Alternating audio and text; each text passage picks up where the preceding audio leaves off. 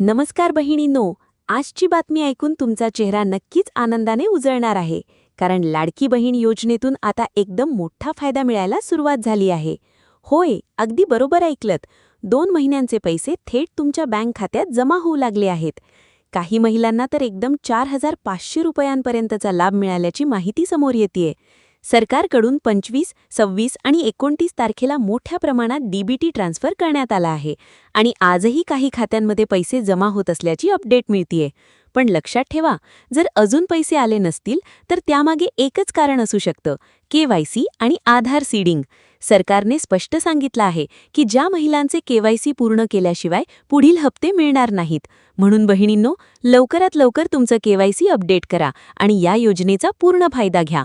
आणि हो, महायुती सरकारने खात्री दिली आहे की एकही पात्र महिला वंचित राहणार नाही.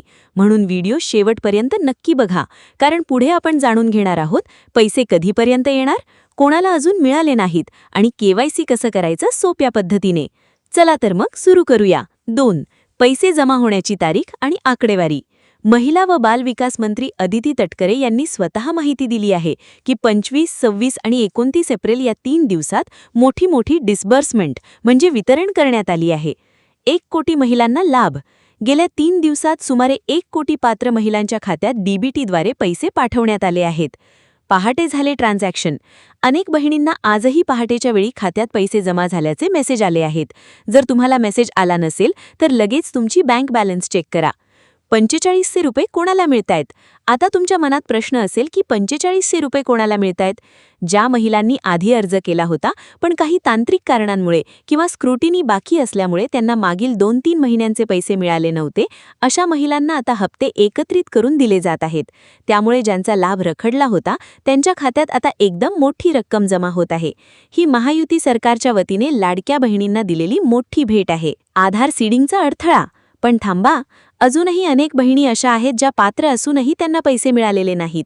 याचे सर्वात मोठे कारण काय आहे माहितीये? आधार सीडिंग. अदिती तटकरे यांनी स्पष्ट केले आहे की ज्या महिलांचे बँक खाते आधार कार्डशी लिंक नाही किंवा ज्यांचे डीबीटी एनेबल नाही, त्यांचे पैसे शासनाने पाठवून सुद्धा बँकेत अडकले आहेत. आजच्या मंत्रिमंडळ बैठकीत सुद्धा यावर चर्चा झालीय. पालकमंत्र्यांना सूचना देण्यात आल्या आहेत की प्रत्येक जिल्ह्यातील ज्या महिलांचे आधार सीडिंग बाकी आहे त्यांच्याकडे विशेष लक्ष द्यावे. जर तुमचे खाते आधारशी लिंक नसेल तर त्वरित बँकेत जाऊन ते करून घ्या, अन्यथा तुमचे पुढचे हप्ते सुद्धा रखडू शकतात. केवायसी आणि नवीन अटी. आता सर्वात महत्त्वाची गोष्ट म्हणजे ई-केवायसी. शासनाने 100% लाभार्थ्यांसाठी केवायसी बंधनकारक केले आहे. यासाठी 2 ते 3 महिन्यांचा वेळ देण्यात आला आहे.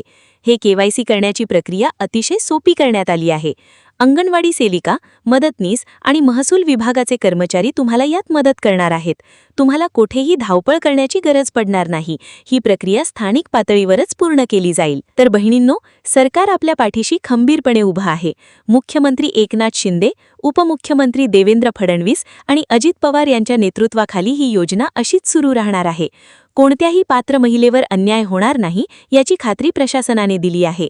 तुम्हाला तुमचे पैसे मिळाले का किंवा काही अडचण येत आहे का? मला कमेंट्समध्ये नक्की सांगा. ही माहिती तुमच्या इतर मैत्रिणींना आणि नातेवाईक महिलांना शेअर करायला विसरू नका. अशाच ताज्या अपडेट्ससाठी आपल्या चॅनलला आत्ताच सबस्क्राईब करा. धन्यवाद. जय हिंद, जय महाराष्ट्र.